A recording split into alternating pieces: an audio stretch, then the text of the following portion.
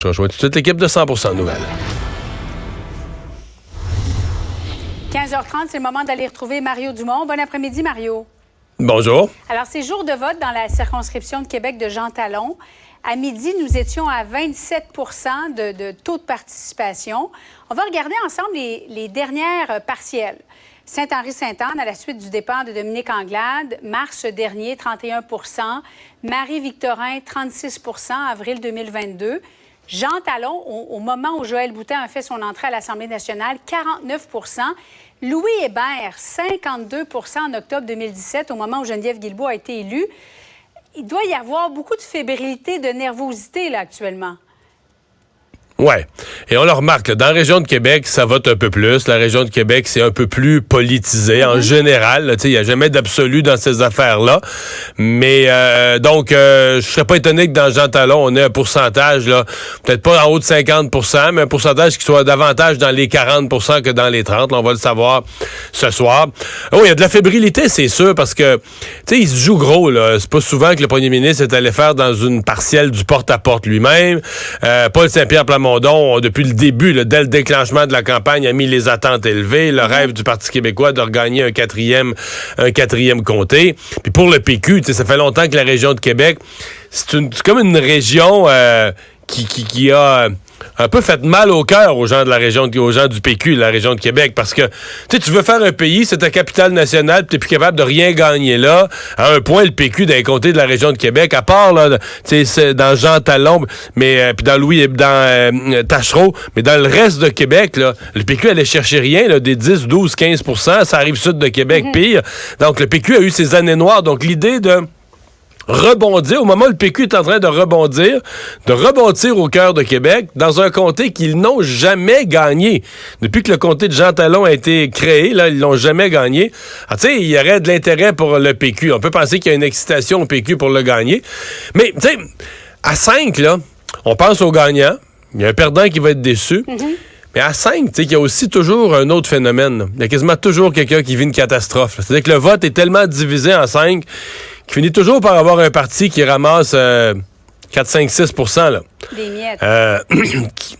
Des miettes. Ouais. Puis pour qui ça devient aussi une grosse nouvelle. Là. Est-ce qu'il y a quelqu'un qui court ce danger-là ce soir? Pas impossible, c'est pas exclu. Mais Mario, de penser, admettons, là, pour la CAQ, de 90 à 89 députés, c'est pas grave, là. Pourquoi la CAQ voulait absolument garder la circonscription Jean Talon? C'est pas le député ou la députée de plus qui fait une si énorme différence. C'est, tu sais, mettons, là, par rapport aux négociations du secteur public. Mais tu sais, un gouvernement qui vient de subir une défaite, fût-elle dans une élection complémentaire, c'est un gouvernement affaibli. Parce que là, on peut dire, peut-être que s'il y avait eu des élections à grandeur du Québec, il en aurait perdu plusieurs. C'est comme c'est un gouvernement qui a perdu de ses appuis, c'est un gouvernement qui est plus faible.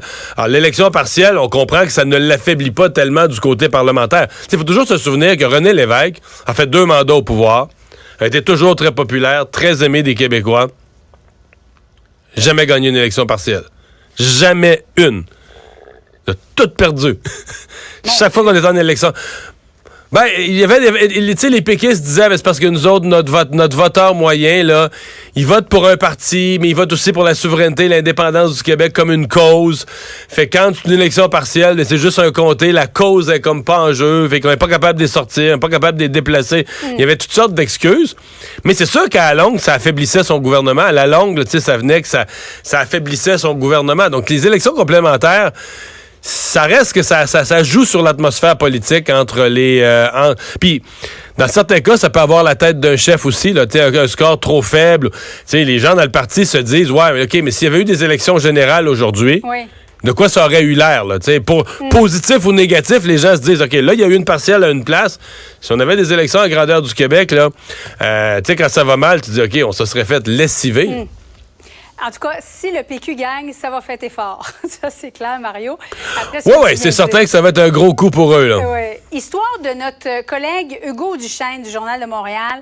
2 médecins des Laurentides d'origine française parlent français, médecins de famille. 2700 patients ne peuvent plus travailler depuis les derniers jours parce que, il y a eu une erreur, que ce soit cocher la mauvaise case ou mauvais document qui a été envoyé. Bref, Ils sont incapables de parler avec une personne d'Immigration Canada. La députée du Bloc québécois s'en est mêlée, Marie-Hélène Gaudreault. Il devrait y avoir un développement ce jeudi, mais il a fallu alerter tout le monde, là. Les médias, le député, pour que les choses bougent. C'est pas normal. Ouais.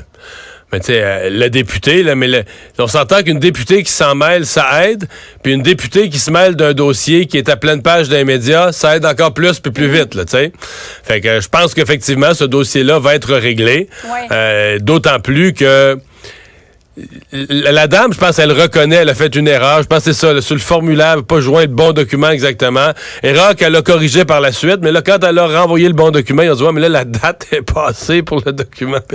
Fait que, tu sais, c'est vraiment un accro administratif, là. Tu dis, OK, mais ça se peut pas qu'un accro administratif, ce soit pas réglable. Mais c'est la difficulté et c'est le témoignage qu'on reçoit de partout, là. Au ministère de l'Immigration à Ottawa, ils se sont fait comme une forteresse, là, où c'est extrêmement difficile, voire impossible, de parler à quelqu'un.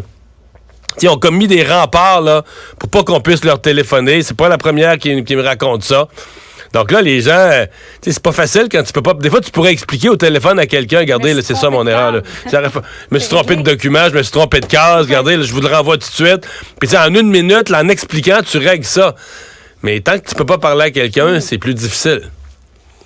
Attendons de voir. Donc, ce jeudi, il pourrait y avoir des développements positifs. Mais Julie, ce qui rend l'affaire un peu bizarre, tu sais, c'est la dernière. Si on parle du ministère de l'Immigration du Canada, la dernière nouvelle qu'on a eue vendredi, c'est que les chiffres sur l'immigration sont inimaginables. Tu sais, c'est plus qu'on imaginait, puis encore plus que le nombre qu'on a accueilli dans la dernière année. C'est comme les objectifs. Oui, même 1 200 000 si on compte les temps plus, les camps temporaires et les permanents.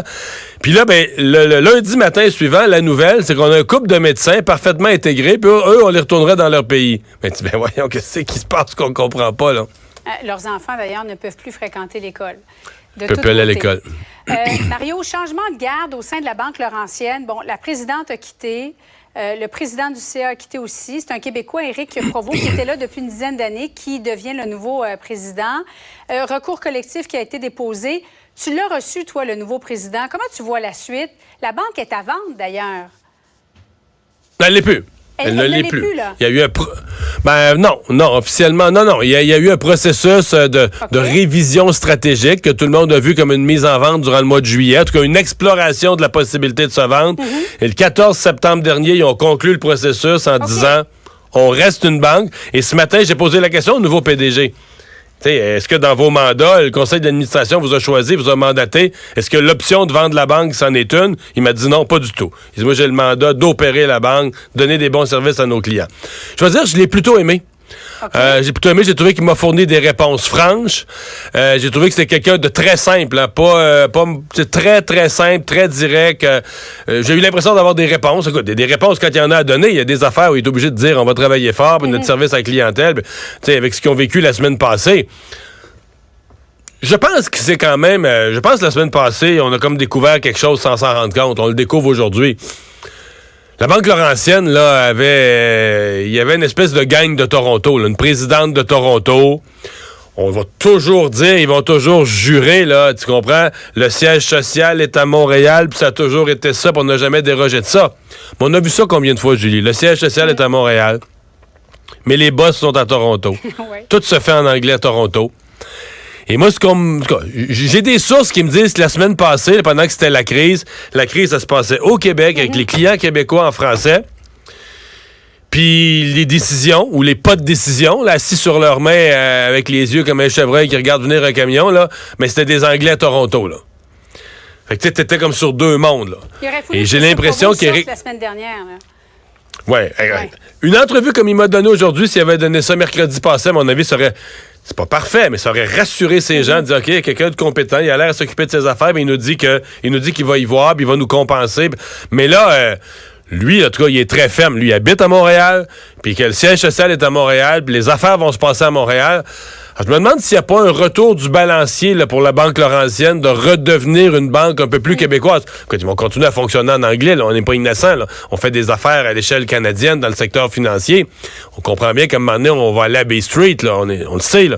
Mais quand la majorité de ta clientèle sont des Québécois, à mon avis, puis que ton siège social est à Montréal, ben de le faire pour vrai, avec un vrai président qui parle français, puis qui est au Québec, qui vit à Montréal, moi, ça me plaît. Mario, merci beaucoup. Bon après-midi à toi. Au revoir. Salut.